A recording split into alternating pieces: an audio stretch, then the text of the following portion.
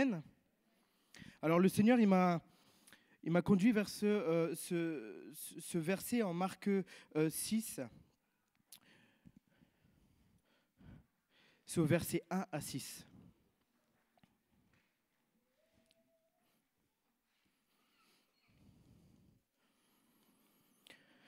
Jésus partit de là et se rendit dans sa patrie. Ses disciples le suivirent. Quand le sabbat fut venu, il se mit à enseigner dans la synagogue. Beaucoup de gens qui l'entendirent étaient étonnés et disaient « D'où lui viennent ces choses ? Quelle est cette sagesse qui lui a été donnée et comment de tels miracles se font-ils par ses mains ? N'est-ce pas là le charpentier, le fils de Marie, le frère de Jacques, de Jos, de Jude et de Simon ? Et ses sœurs ne sont-elles pas ici parmi nous ?» Et il était pour eux une occasion de chute. Mais Jésus leur dit, un prophète n'est méprisé que dans sa patrie, parmi ses parents et dans sa maison. Il ne put faire là aucun miracle, si ce n'est qu'il imposa les mains à quelques malades et les guérit. Et il s'étonnait de leur incrédulité. L'incrédulité, le manque de foi, la défiance. Quand on ne croit pas, c'est parce qu'on met en doute ce que l'on entend. Donc on défie, on devient sceptique, on devient méfiant. Et le Seigneur, il me disait dans mon cœur, je suis le Dieu de l'impossible. Et ce matin, on a vraiment besoin de l'entendre. On passe tous par des épreuves, mais le Seigneur nous dit, et nous dit à chacun d'entre nous, je suis le Dieu de l'impossible. Je suis le Dieu de l'impossible. Et ce matin, je sais que mon but, c'est qu'on puisse revenir ensemble à cette priorité. C'est de croire en notre Dieu, croire qu'il est l'impossible. Amen.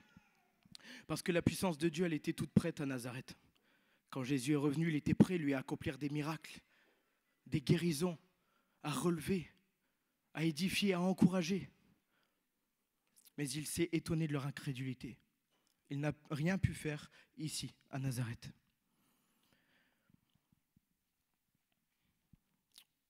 Quand il y a des doutes, quand il y a l'incrédulité, le manque de foi pour nous en ce que Dieu peut faire, donc il y a le doute, on doute de Dieu, donc on minimise sa puissance.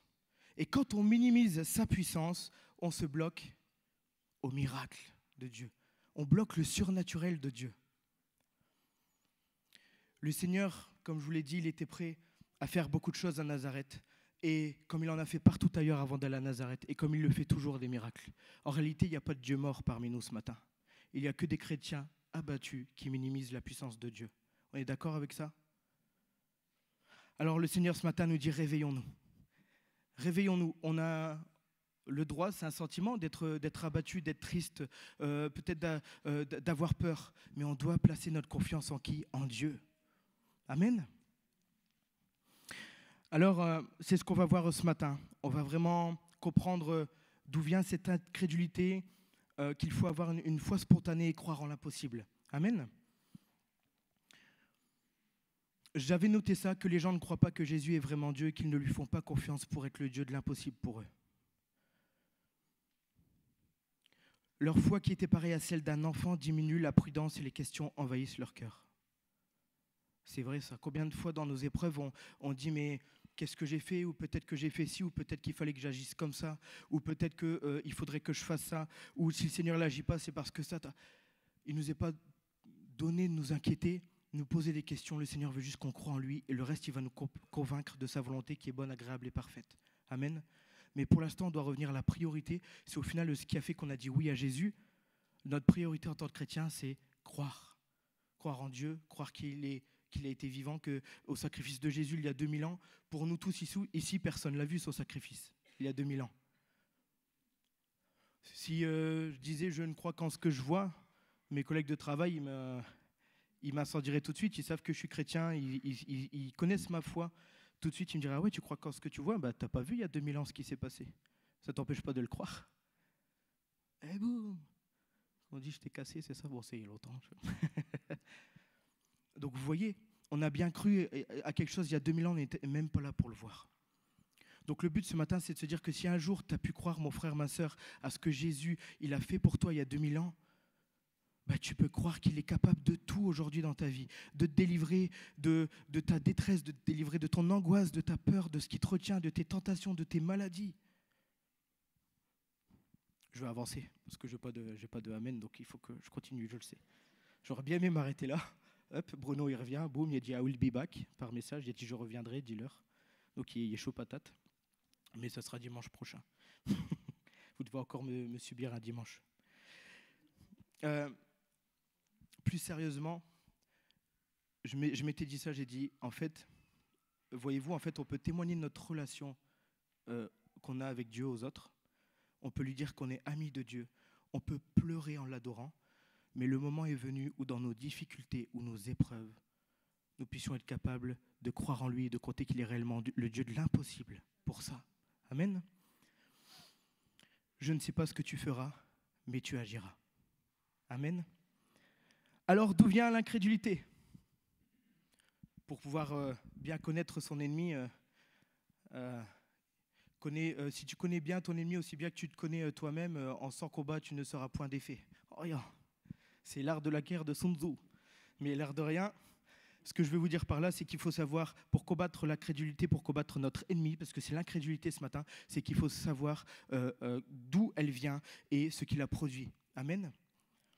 Alors la première chose, je pense qu'on réfléchit tous à ça. Qu'est-ce qui fait qu'on puisse être incrédule, qu'on puisse minimiser la puissance de Dieu, qu'on puisse ne pas croire en son action ? Le manque de fidélité dans la parole de Dieu. Ça, on le sait tous. C'est le premier critère que j'ai mis, on le rappelle souvent. Mais c'est important. Romains 10, verset 17. La foi vient de ce qu'on entend, et ce qu'on entend vient de la parole de Dieu. D'accord ? Donc si la foi elle est générée par le fait d'entendre la parole de Dieu, si la foi elle est générée par la parole de Dieu, ça veut donc dire que si on ne s'entretient pas par la parole de Dieu, on n'entretient pas notre foi. Donc on va manquer de foi, donc on sera donc incrédule. Et on a besoin de se protéger. On a besoin de se protéger parce que quand je faisais ce message-là aussi, j'ai dit, bah oui Seigneur, en même temps, quand tu vois tout ce qui se passe dans le monde, quand tu vois tout ce qui se passe, aujourd'hui on remet tout en question. Génération Z, machin chose, qui remettent tout en question. Bon, moi je vous dis, ma fille, elle sera vite une génération A. Attention, ça recommence. Elle ne passera pas par le Z. Mais ce que je veux dire par là, c'est qu'on remet tout en question. On remet en question l'autorité de notre président, on remet en question nos autorités, on remet en question les genres, les sexes, les si, l'éducation. On ne doit plus dire non aux enfants. On a l'habitude de tout remettre en question maintenant. Mais ça, c'est la vérité, la parole de Dieu. Amen. Et c'est sur elle qu'on doit s'appuyer ce matin.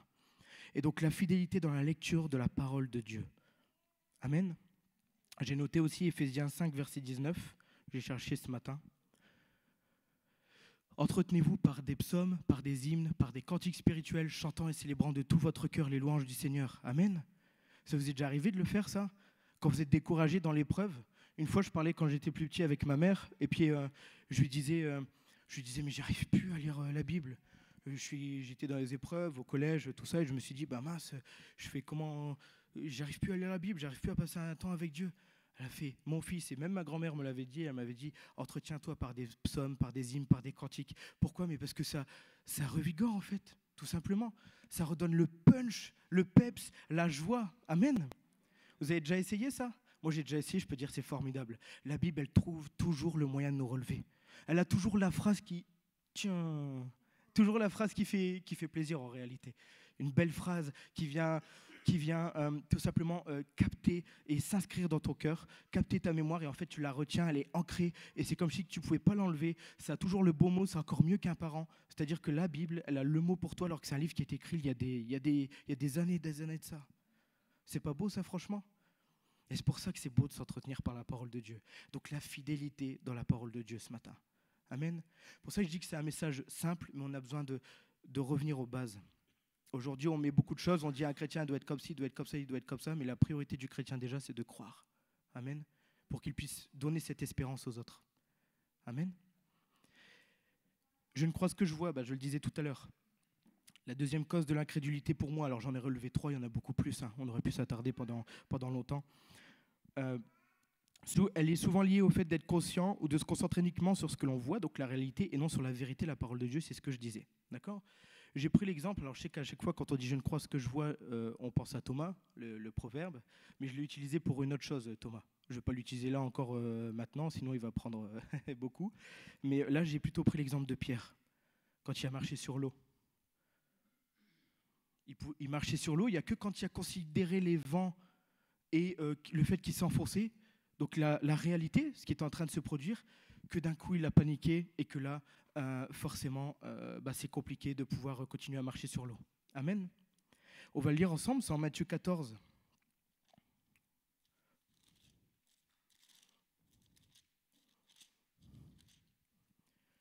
C'est au verset 28 à 31. Alors,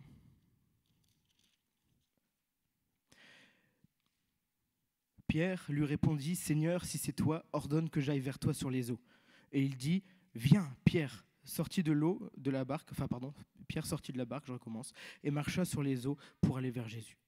Mais, voyant que le vent était fort, il eut peur, et comme il commençait à s'enfoncer, il s'écria, « Seigneur, sauve-moi. » Aussitôt, Jésus étendit la main, le saisit et lui dit, « Homme de peu de foi, pourquoi as-tu douté? Pourquoi as-tu été incrédule ?»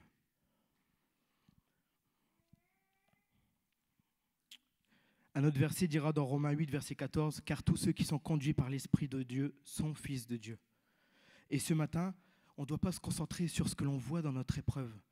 Je sais que le bilan, des fois, humain est assez lourd. Quand on regarde nos maladies, qu'on nous dresse un bilan, qu'on nous dresse dans notre épreuve, qu'on regarde à ce qu'on vit, qu'il y a ça qui s'est passé, qu'il y a ça, et qu'en plus il y a ça, et qu'en plus on vient rajouter ça, et puis ça, je sais qu'il y a de quoi s'enfoncer dans l'eau. On a tous vécu des épreuves ici, on le sait très bien qu'il y a de quoi s'enfoncer dans l'eau quand on regarde la réalité de notre épreuve. Amen.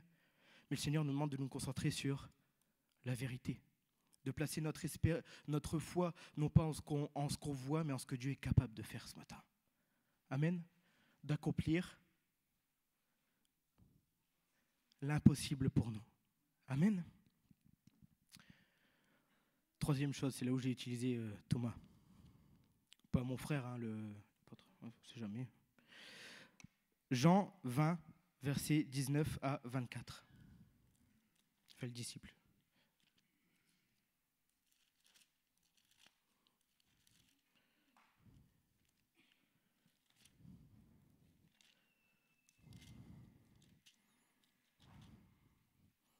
J'ai fait un effort, j'ai pas mis les ventilateurs parce que je sais que sinon après vous allez avoir froid. Moi j'en peux plus parce que je suis un corps qui a très chaud. Je l'ai fait pour vous. Ouais, ça s'appelle le sacrifice, je sais. Non, j'arrête. Jean 20, versets 19 à 24. Donc si vous voyez des gouttes ou quoi, c'est pas le Seigneur qui reflète sur moi. Enfin peut-être, j'en sais rien, mais c'est surtout de la sueur, c'est normal. Ok ? Le soir de ce jour, qui était le premier de la semaine, les portes du lieu où se trouvaient les disciples étaient fermés à cause de la crainte qu'ils avaient des Juifs. Jésus vint, se présenta au milieu d'eux et leur dit « La paix soit avec vous !» Et quand il eut dit cela, il leur montra ses mains et son côté. Les disciples furent dans la joie en voyant le Seigneur. Jésus leur dit de nouveau « La paix soit avec vous. Comme le Père m'a envoyé, moi aussi je vous envoie. » Après ces paroles, il souffla sur eux et leur dit « Recevez le Saint-Esprit. » Ceux à qui vous pardonnerez les péchés, ils leur seront pardonnés, et ceux à qui vous les retiendrez, ils leur seront retenus. Thomas, appelé Didyme, l'un des 12, n'était pas avec eux lorsque Jésus vint. C'est quoi le bilan? L'absence de Thomas a fait de lui un incrédule. Quand les autres, lui, ont révélé que Jésus était venu, qu'ils l'ont vu, que ses mains et que ses pieds étaient percés, tout ça, et puis qu'il leur a donné son esprit, Thomas, il a dit « Je ne verrai que quand je verrai qu'il a bien été percé et que c'est bien de lui qu'on parle. » Donc son absence a fait de lui un incrédule. Son absence a fait de lui un incrédule. Combien de fois on pense que ne pas aller à l'église un seul dimanche, ça n'a pas d'impact?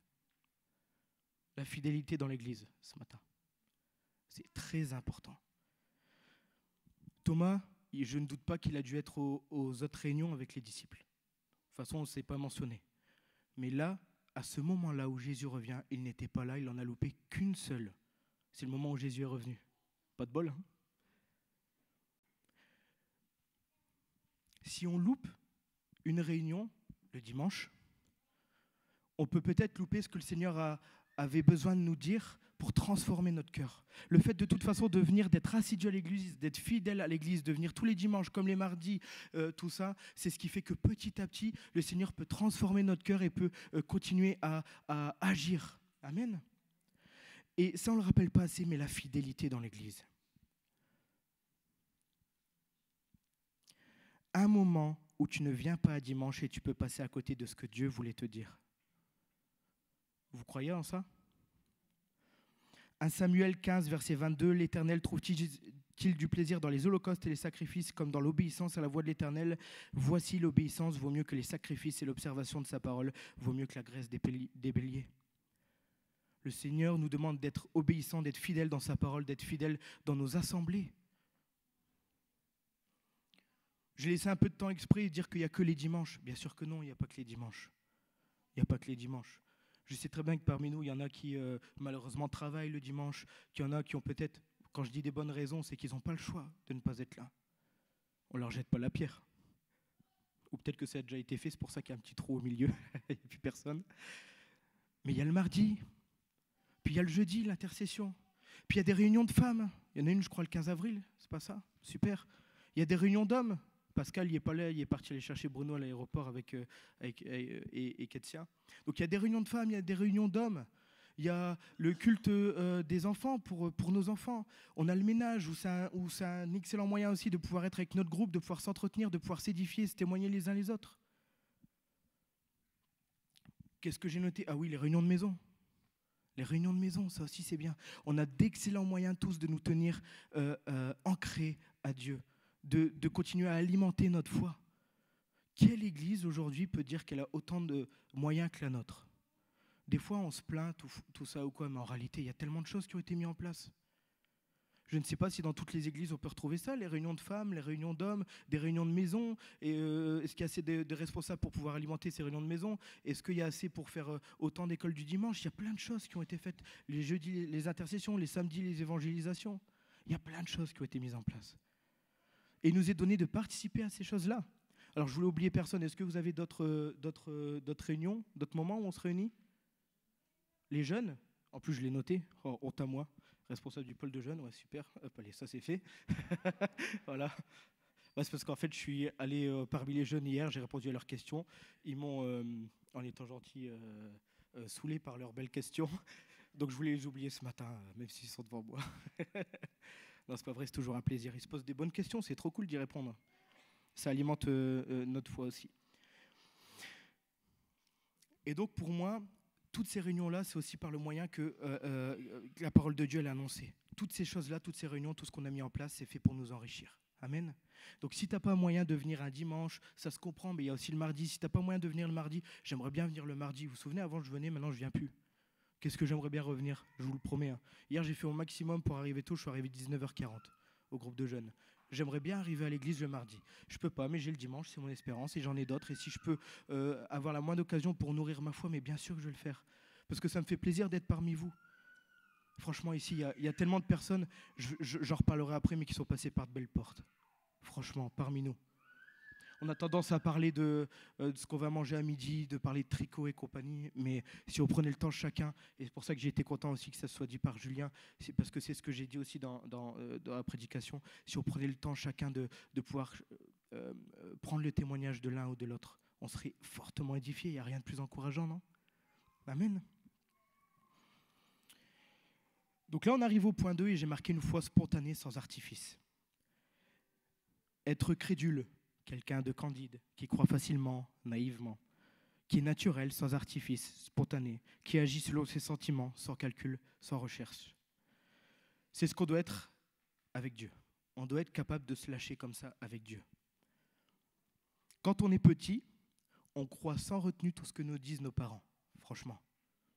On est d'accord avec ça ?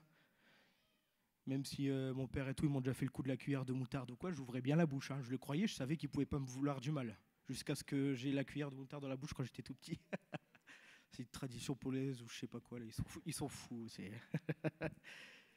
Mais ils sont nos modèles, non ? Nous savons qu'ils veulent ce qu'il y a de mieux pour nous. Ils nous feront jamais de mal. Ils nous aiment. Ils nous bichonnent. On se dit alors, pourquoi douterais-je à seul instant de ce qu'ils me demandent de faire ? Mais évidemment, les enfants, ils sont facilement trompés et égarés. Dans leur naïveté, ils ont tendance à se laisser avoir par le mensonge. Moi, je suis persuadé que pareil, hein, si je donne à Alix une croquette de chat, elle la mangerait. Bah oui, bah c'est normal, mais je peux aller plus loin. Hein. Même une crotte de lapin, elle croirait que c'est un Kellogg's, elle le mangerait. Bon, je suis un peu, excusez-moi, mais... Et elle sourirait, elle ouvrirait la bouche en disant « Merci papa parce que tu me donnes à manger ». Elle pense pas mal, elle est crédule, elle me fait confiance. C'est de ma faute à moi, mais pas de sa faute à elle. Elle a un beau cœur, cette tiote. J'ai un petit exemple, d'ailleurs. Ça me fait marrer parce que je vois ma belle-maman. Yo, Mathias, tiens, je vais t'afficher mon grand aujourd'hui. Je suis content. Il était pré-ado, 11-12 ans, je ne sais plus. Sa maman, bienveillante, elle prépare le goûter pour ses enfants, donc il rentre de l'école, et puis il voit un beau Kinder, elle avait mis des Kinder sur la table, tout ça, bref, elle a préparé vraiment un beau goûter, d'accord ? J'aurais pu le manger, mais je ne l'ai pas fait, parce que je suis arrivé avant Mathias, j'étais là avec Marie, mais j'ai décidé plutôt de faire une farce. Et en fait, ils ont un bon potager, ils ont des bonnes tomates qui poussent, vous pourrez leur en piquer. Non, j'arrête, c'est que pour toi, t'inquiète pas. Mais ils ont des tomates qui poussent, donc qu'est-ce que j'ai fait ? J'ai pris une belle tomate de leur potager qui était belle, là, rouge, un peu verte en dessous, tout ça, et je l'ai posée à côté du Kinder sur la table. J'ai attendu que Mathias y rentre, et puis j'ai dit, bah tiens, je vais faire une farce comme ça. Avec Marie, elle a fait, non, tu vas pas faire ça, elle a rigolé. Je fais, si, ça va être marrant. Et quand Mathias est rentré, il dit, bah... Je laisse, je dis rien, je fais genre, hein, c'est le but d'une farce, c'est que c'est l'autre qui doit s'en rendre compte et qui doit venir. Et puis, ça va me jouer des tours. Et puis il me dit, bah, pourquoi il y a une tomate et à côté il y a un Kinder sur la table ? Je fais, oh non, elle t'a pas fait ça. Oh non, c'est le test des parents. Tu passes enfin, Mathias. Tu passes enfin. Tu dois choisir de faire le bon choix. Soit tu manges tes fameux 5 fruits et légumes par jour et puis il faut que tu manges la tomate pour faire plaisir à tes parents. Soit tu te nourris de sucre et compagnie, de choses qui ne sont pas bonnes et tu prends ton Kinder. Et je dis, Mathias, fais attention, c'est un test. Bah, au pire, je mange les deux, il dit. Et je fais, mais non, il ne faut pas manger les deux. Bah, si tu manges la tomate et après le Kinder, c'est pas ça. Il faut que tu fasses le bon choix. Soit tu fais le bon choix et tu respectes et tu honores tes parents, ou soit tu fais le mauvais choix, c'est de prendre le Kinder, mais tu ne peux pas faire les deux. Choisis d'être soit froid, soit chaud, mais pas tiède. En plus, ces arguments et tout, c'était pas bon ce que j'ai fait, je vous le confirme. Je me suis repenti, alors je vous le raconte en rigolant, mais voilà. Et qu'est-ce qu'il a fait, Mathias ? Vous êtes sûr qu'il a mangé la tomate ? Ben évidemment qu'il a mangé cette tomate. Mais il s'est régalé. Et il n'a même pas touché au Kinder. Sa maman, elle est rentrée, je lui ai expliqué, elle fait, mais t'as pas fait ça. Elle fait, t'as pas fait ça, mais je fais, si, c'est marrant. Et puis, il a fait, bah, de toute façon, je le savais. On peut faire croire n'importe quoi à un enfant. Et encore, normalement, il était censé comprendre, il y avait l'âge, mais bon, c'est... Mais ce que je veux vous dire par là, c'est que j'étais content parce que j'avais fait une bonne farce. Mais oui, c'est vrai qu'un homme, en réalité... un homme avec un grand H, donc une femme aussi, franchement, il peut raconter ce qu'il veut. Donc je suis d'accord que être naïf, être crédule dans ce monde, c'est dangereux. Bon, quoique pour Mathias, ça va, c'était manger juste une tomate. Donc ça a été. Des fois, c'est bien pire. Mais avec le Seigneur, lui, il n'est pas là pour nous tromper. Ce n'est pas un farceur. Amen. Dieu n'est pas un farceur. Nous n'avons pas confiance au farceur. Dieu, lui, ne déçoit jamais. Amen. Et je pense qu'ici, avec les années, tous ici, vous pouvez dire que Dieu a usé de bonté envers vous. Tous ici, vous pouvez dire que Dieu a usé de bonté envers vous. Sinon, je ne vous serais pas là, enfin j'espère. Même déjà, rien que parce qu'on était pécheurs, il nous a sauvés, nous avons accepté ça. Amen. Première bonté de Dieu. Et je reprends l'exemple de ma fille, mais cette fois-ci en bien, mais vous ne pouvez pas savoir comme je l'aime. Alors j'utilise Alix parce que liaison, elle ne marche pas encore, tout ça, mais Alix, ma femme, elle pourra vous le dire, c'est un cœur, je me réjouis. Le soir, j'ai hâte de rentrer à la maison. Toute la journée, je pense à elle. Et j'ai hâte de rentrer à la maison parce que je sais déjà ce que ça va être. Ça va être la fête. Dès qu'elle va me voir, elle va faire « Papa !» Elle va courir bizarrement. Ça vient de sa mère, c'est à mon avis, parce que voilà. Elle va courir bizarrement, et puis elle va faire papa, puis elle va tendre ses bras, puis elle va venir, et puis elle va me faire un câlin, elle va me faire un bisou qui va faire mouah, un bon smack, et puis elle attend que je rentre, elle est contente parce que je l'aide à jouer, je l'aide à mettre ses chaussures. À chaque fois, elle me dit merci pour tout, merci parce que je lui ai fait à manger, elle fait merci, et puis elle m'aide enfin quand je lui prépare à manger, elle me dit merci, quand je mets ses chaussures, elle me dit merci, que je l'aide à n'importe quoi, même juste pour jouer ou pour lui donner un doudou, quoi, elle me dit tout le temps merci. Et moi, tous les jours, elle me regarde avec le sourire. D'accord ? Et je veux que son bonheur. Et je voulais utiliser cette image pour dire que nous, il faut qu'on puisse nous lâcher aussi dans les bras de Dieu et qu'on puisse être pareil avec notre Père. Tout simplement. Espérer aller à sa rencontre, être impatient de pouvoir encore en apprendre plus de lui, se réconforter dans ses bras, le laisser agir pour nous, le laisser nous aider, nous éduquer. Amen. Et moi, quand je vois le cadeau qui est ma fille, je me dis, mais avec le Seigneur, c'est comme ça que je veux être. J'ai pas honte à dire, je l'ai perdu, ce côté, enfin je l'ai perdu. J'ai envie d'alimenter en tout cas ça, j'ai envie de revenir à ce qu'est ma fille en fait. Quand le Seigneur il nous dit tout simplement de revenir à la foi d'un enfant, il ne nous dit pas d'être des bébêtes. Hein. Il parle d'une foi humble et honnête en Dieu. D'accord ? S'il emploie l'exemple d'un enfant innocent, j'ai marqué, c'est imiter la foi des enfants, veut tout simplement dire prendre la parole de Dieu au mot. Comme les enfants font confiance à leur père terrestre ou leur mère terrestre, nous devons croire que notre Père céleste donnera d'autant plus volontiers de bonnes choses à ceux qui les lui demandent. Matthieu 7, 11. Ok ? Matthieu 18, verset 3, on va le prendre. Je vous le dis en vérité, si vous ne vous convertissez pas et si vous ne devenez comme les petits-enfants, vous n'entrerez pas dans le royaume de Dieu. Ok ? Amen. Amen. Ce que je veux vous dire par là, c'est que il faut qu'on revienne à cette foi de petits-enfants, d'accord ? C'est cette foi douce, humble de cœur, qui ne croit pas, enfin qui croit justement que ce qui est marqué, c'est la vérité. Si le Seigneur, il a ressuscité, il ressuscite encore aujourd'hui. Si le Seigneur, par sa grâce, il a guéri avant, il guérit encore aujourd'hui. Si le Seigneur, il a délivré les gens des épreuves avant, il le fera encore aujourd'hui. Amen. C'est aussi simple que ça, revenir à la foi d'un enfant. Et c'est pour ça que ce message, il est simple ce matin, parce qu'on peut se donner 1000 raisons à chaque fois. 1000 raisons de bloquer le surnaturel de Dieu, parce qu'on cherche ça, cherche si on s'examine. C'est bien de s'examiner, mais la première chose que l'on doit faire, c'est d'abord croire. Si il y a vraiment quelque chose qui ne va pas en nous, vous inquiétez pas qu'à partir du moment où on place notre espérance en Dieu, il y a le Seigneur qui va nous parler, qui va nous convaincre, et qui va nous donner sa volonté, qui est bonne, agréable et parfaite, et qui va nous dire, là, je vais agir, et fais ça. Vous voyez ? Mais jamais le Seigneur, sa volonté, c'est de ne pas agir, c'est impossible. Il veut pas il forme pour nous des projets de bonheur, sinon on ne lit pas la même parole. Moi, je ne crois pas en ça, je suis désolé, mais il forme pour moi des projets de bonheur et non de malheur. Ça veut dire que tout ce qu'il fait pour moi est bon et parfait. Donc je le crois, tout simplement. Et c'est ça qu'il faut croire ce matin.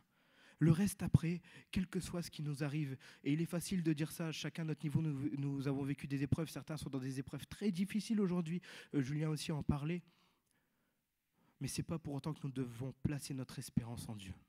Et Dieu s'occupe du reste après. Amen.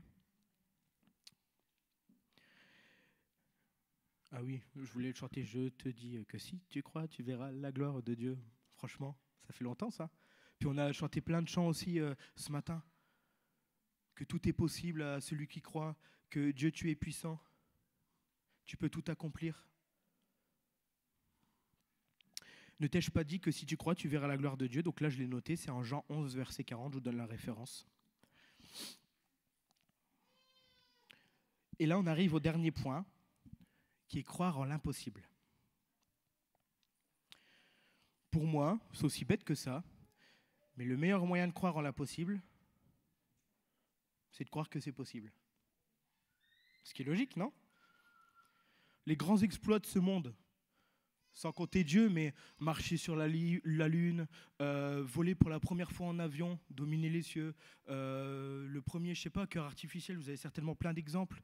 Bah, tous ces exploits-là ont été faits parce que les gens se sont dit, mais non, c'est possible de le faire. Et ils y sont allés, ils ont cru jusqu'au bout. Et à plus forte raison dans la Bible, les gens qui ont marché avec Dieu, Franchement, ah bah si je touche juste son vêtement, je serai guéri. La multiplication des pains, des résurrections.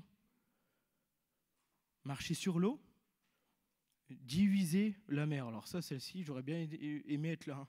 Franchement, quoi. Oh, la mer séparée en deux, on marche tranquillement. On se sert en poisson, au passage. Franchement. Bah, il ne faut pas oublier la plancha du soir quand même, mais franchement, que des belles choses, non? Tout est possible à celui qui croit. Amen. Donc moi, ce que j'ai mis, c'est qu'il n'est pas suffisant pour nous de croire simplement en Dieu comme étant le créateur de toutes choses, mais que nous devons aussi croire qu'il est le Dieu qui aspire à faire l'impossible dans nos vies. Amen. Luc 18.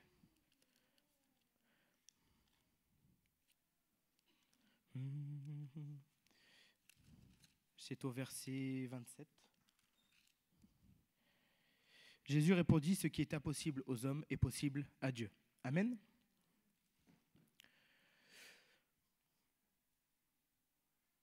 Ça ne sert à rien pour moi de conseiller quelqu'un parmi nous ou une autre personne qui ne croit pas pleinement que Dieu est capable d'accomplir l'impossible dans sa vie. Ça ne sert à rien parce que ça ne fera pas écho. Tant que cette personne-là n'est pas convaincue que Dieu est capable d'accomplir l'impossible, vous pouvez donner tous les conseils du monde, ça ne fonctionnera pas. Ça ne fonctionnera pas. J'ai noté quelques raisons, mais vous ne savez pas ce que j'ai traversé. J'ai été profondément blessé. Ma blessure est au-delà de tout ce que vous pouvez imaginer. Ça, c'est ce que j'ai déjà entendu en allant avec Bruno voir des personnes. Tu es fatigué, tu n'arriveras jamais à combattre. Ça, c'est les mensonges du diable. Ou pour les tentations, ton envie de chair est trop forte et au fond, tu l'aimes bien, alors pourquoi t'en séparer? Ou tu sais, Dieu t'aime, mais c'est juste qu'en fait, tu as fait quelque chose qui lui déplaît, alors forcément, il faudrait que tu t'examines avant de pouvoir te réconcilier avec lui et que tu obtiennes la guérison ou la victoire dans ton épreuve. Je ne remets pas en cause le fait que l'on doit s'examiner, c'est important. Hein. J'ai jamais dit ça. Hein. Mais la priorité, déjà, c'est de croire que c'est possible. C'est de croire que ce que tu vis en ce moment, Dieu, il a un plan pour ça et il agira. Tu ne sais pas ce qu'il fera, mais il agira. Amen. Le reste, ensuite, après, je vous le promets, vous le savez, de toute façon, je n'ai pas besoin de promettre, vous savez que Dieu, il agit tout le temps. En son temps et ainsi de suite, et on dit plein de choses là-dessus, mais en tout cas, tout est possible. Amen. Donc, il ne faut pas limiter notre esprit, notre compréhension, il ne faut pas limiter Dieu, il ne faut pas minimiser sa puissance. Il est capable de sortir de n'importe quoi. N'importe quoi. Vous croyez en ça? Je peux avoir un bon amen général? Ah, super, gloire à Dieu.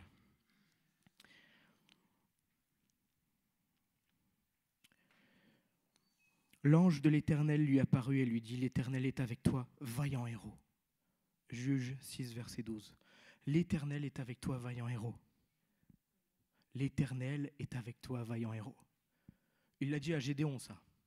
Et Gédéon, c'est celui, même si l'ange lui a dit, l'Éternel est avec toi, vaillant héros, il a quand même demandé plein de choses après. Hein. C'est pas une toison de laine, c'est quelque chose comme ça, je crois, c'est ça, ouais, voilà. Ah bah tiens, si je la mets au sol et puis que, Seigneur, par ce signe, en gros, je me réveille demain matin, il n'y a que la toison de laine qui a la rosée, donc qui est mouillée, et puis tout le reste est sec, bah, je sais que je dois faire ça pour toi. Il se lève le lendemain, c'est vraiment ce qui se passe, la toison elle est mouillée alors que tout le sol autour est sec, et il se dit, Seigneur, je parlerai juste une dernière fois, mais si on peut faire l'inverse pour ce soir. C'est-à-dire, en fait, la toison, elle reste sèche, et le sol, il est mouillé à côté, quoi. Et puis, c'est ce qui s'est passé encore le lendemain. Le Seigneur, il use de bonté, et il est patient envers nous. C'est normal que, là, je suis en train de dire croire l'impossible, et puis, et c'est normal qu'on ait encore peut-être des réticences, après ce que je dirais, après ce qu'on a chanté aussi ce matin. Mais n'hésitons pas, quand je dis à mettre à l'épreuve le Seigneur, c'est-à-dire à lui demander et à croire que c'est possible. Et le Seigneur, il le fera. J'en suis convaincu ce matin. Sinon, je n'aurais pas eu ce message à cœur. À chaque fois, on dit, bah oui, mais il faut qu'on puisse s'examiner, il faut qu'on puisse tous être doux, humbles de cœur, il faut qu'on fasse ci, il faut qu'on fasse ça, faut qu'on fasse ça. Mais bien sûr, c'est des principes bibliques, tout simplement pour se préserver, pour se protéger du diable. Il faut qu'on ait une attitude d'esprit, qu'on demeure dans les fruits de l'esprit. Mais avant ça, il faut qu'on revienne à ce qu'on a fait dès le départ pour donner notre vie à Dieu, c'est de croire que tout est possible, que ce qu'il a fait il y a 2000 ans, ça existe encore. Je ne suis pas né chrétien, hein. Mes parents ils étaient chrétiens, mais je ne suis pas né chrétien, moi. Je vais être honnête avec vous, le Seigneur, à l'adolescence, même largement avant, je profitais d'autre chose. Enfin, j'étais bien, quoi, avec mes copains. Jusqu'à ce qu'au final, je ressente qu'il y a quelque chose qui ne va pas. Que même si j'espérais avoir une femme plus tard, dans tous les cas, il y a quelque chose qui ne va pas ici, il y a un vide. De toute façon, je le sens, il y a un mal-être. Je sens que je ne suis pas entier.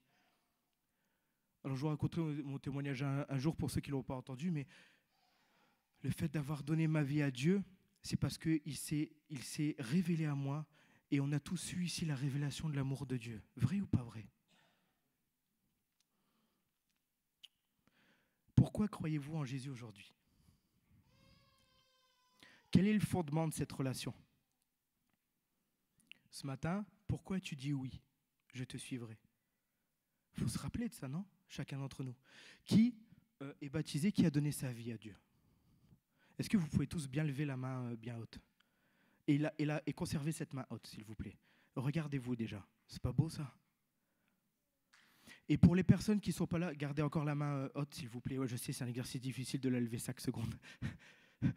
Mais pour tous ceux qui sont là parmi nous ce matin, et c'est la première fois qu'ils viennent, ben regardez toutes ces personnes qui ont cru que Jésus avait fait quelque chose dans leur vie, que Jésus s'est sacrifié pour eux à la croix. Il y a tellement de témoignages ici. Donc n'hésitez pas à les voir parmi toutes ces personnes qui ont levé la main, à les recueillir des témoignages en fin de culte. Merci. Parce que ici, tous, il y en a, c'est devenu... c'était du naturel. Je parlais avec ma femme, comme beaucoup d'autres. Il y en a, ils ont eu cette révélation. Ils savaient que le Seigneur existait. Ça s'est fait aussi simplement. Ils savaient qu'ils aimaient Dieu, ils ont donné leur vie parce qu'ils savaient qu'il existait. C'est comme ça, c'est ce en quoi ils croyaient. C'est ce en quoi ils croient, pardon. Et il y en a d'autres ici, mais qui sont passés par de belles portes. Il y en a qui sont sortis de la drogue. Est-ce qu'il y a encore d'autres témoignages parmi nous, là? Il y en a qui sont sortis de la drogue, il y en a qui ont été délivrés, il y en a qui ont eu des guérisons miraculeuses. Parmi nous, il y a tellement de témoignages assez riches. Mais quelle vie d'église on a, mais moi je me réjouis d'avoir autant de personnes. Chaque témoignage est différent en plus. Franchement, on est des perles de l'Éternel. Franchement. Chacun d'entre nous, on a des témoignages différents. Vous pouvez tous aller les voir recueillir les témoignages, personne ne racontera exactement la même chose. Parce que le Seigneur, il aime bien changer sa manière de faire. Il aime bien nous édifier. Donc n'hésitons pas à prendre des nouvelles là dans une église, à aller s'encourager, prendre notre voiture, venir se voir les uns les autres. Amen.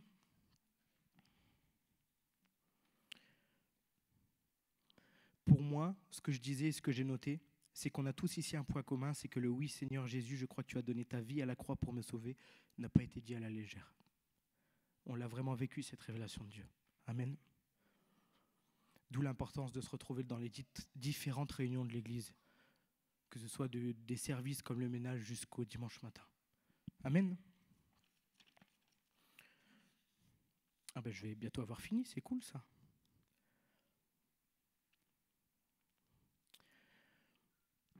Moi, je trouve qu'on a déjà, pour ma part en tout cas, je sais que j'ai déjà vécu l'impossible de Dieu, je l'ai vécu plusieurs fois, mais je sais que quand je lui ai dit oui, pour moi c'était une révélation. Le Seigneur s'est manifesté, je sais que j'ai déjà vécu l'impossible. Et ce qu'il a accompli pour moi, quand j'ai choisi de lui donner mon cœur, il veut encore l'accomplir. Pour moi ce matin, comme pour toi, comme pour nous. Amen. Donc il faut qu'on puisse avoir la force, ce matin tous, de laisser tomber tous nos raisonnements. Amen. De croire comme un enfant. Je sais que beaucoup diront peut-être, je ne sais pas si c'est sa volonté, mais on ne doit pas se conformer au siècle présent, on doit être renouvelé dans notre intelligence, d'accord? Afin que l'on puisse discerner ce qu'est la volonté de Dieu, ce qui est bon, agréable et parfait. Amen. comme un enfant qui veut plaire à son père, qui cherche ce que son père trouverait de bon, agréable et parfait pour lui. La volonté de Dieu, je l'ai noté, a toujours été de restaurer, de te guérir, de te délivrer. Et ça, c'est simple à croire. Amen. Car quiconque invoquera le nom du Seigneur sera sauvé. Le mot sozo qui veut dire guéri. Donc, car quiconque invoquera le nom du Seigneur sera sauvé. Romains 10, verset 13. Car quiconque invoquera le nom du Seigneur sera sauvé. Matthieu 8, verset 16. Le soir venu, on lui amène plusieurs démoniaques. Il chassa les esprits par sa parole et guérit des malades. Non, guérit tous les malades. Amen. Sa volonté, c'est de guérir, c'est de restaurer, c'est de rafraîchir. Alléluia. Amen. Alors, je vais demander au groupe de louanges de venir et à ceux qui ont été mandatés aussi pour la Sainte Seine de bien vouloir se préparer, s'il vous plaît.